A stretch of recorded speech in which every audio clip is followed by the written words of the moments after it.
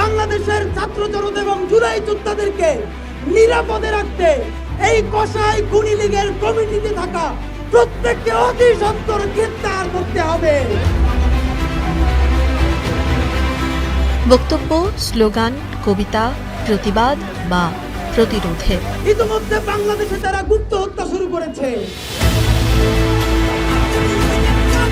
সাহসের যে কণ্ঠ মানুষের মন থেকে আকাশের সীমানা ছাড়িয়েছে, এই দ্রোহে নেমে আসবে নিস্তব্ধতা, এমন পূর্বাভাস কি দেখেছিল নতুন বাংলাদেশ?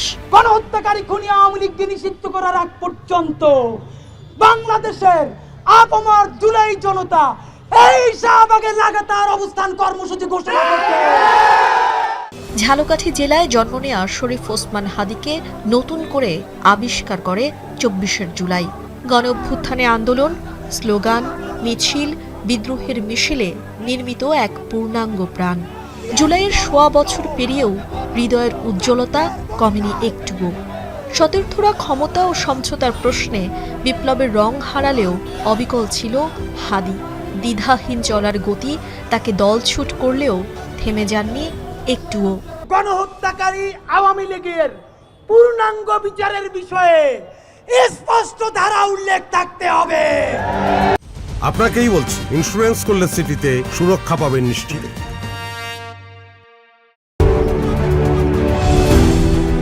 জুলাই গণ অভ্যুত্থানে অংশগ্রহণকারী ছাত্র জনতার অভিজ্ঞতা ও দাবির ভিত্তিতে নিজেই প্রতিষ্ঠা করেছেন সাংস্কৃতিক ও রাজনৈতিক প্ল্যাটফর্ম ইনকিলাব মঞ্চ, যে মঞ্চের মুখপাত্র হয়ে হাদি বারবার গর্জে উঠেছে দুর্নীতি, দুঃশাসন, আওয়ামী লীগ ও ভারতীয় আধিপত্যবাদের বিরুদ্ধে।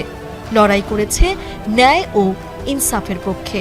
আওয়ামী লীগ নিষিদ্ধ, জুলাই আহত ও শহীদদের অধিকার রক্ষায় এক চুলো আপোষ করেননি হাদি। বড় তিনটি রাজনৈতিক দলকেই শাসন করেছে সমান তালে, যেন তার চোখেই নতুন বাংলাদেশকে নিরাপদ দেখেছে দেশের মানুষ। তাই তো তাকে হারানোর ভয়ে প্রথম থেকেই কাতর ছিল শুভাকাঙ্ক্ষীরা।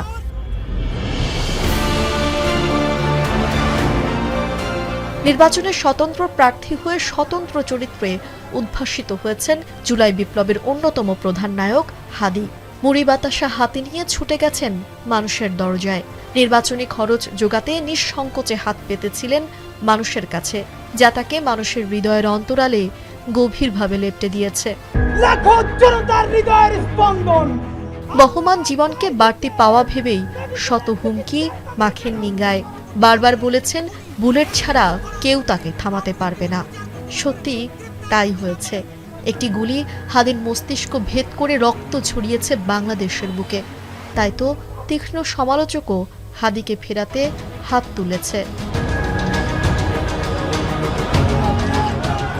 গুলিবিদ্ধ হাদির সুস্থতায় কেউ ছিল না পিছিয়ে। ঢাকা মেডিকেল থেকে এভার কেয়ার থেকে সিঙ্গাপুর, উড়ন্ত এয়ার অ্যাম্বুলেন্সের সঙ্গে সঙ্গী হয়েছিল কোটি মানুষের প্রার্থনা।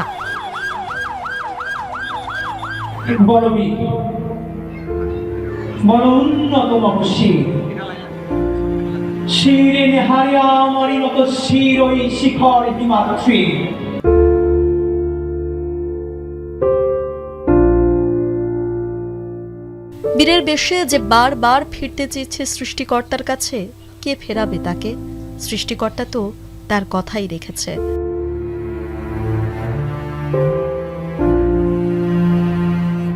মাথার খুলি এফোর ওফোর হয়ে যাওয়ার পরও মানুষের সীমাহীন ভালোবাসায় কি হাদিকে কটা দিন আটকে রেখেছিল আমাদের পৃথিবীতে?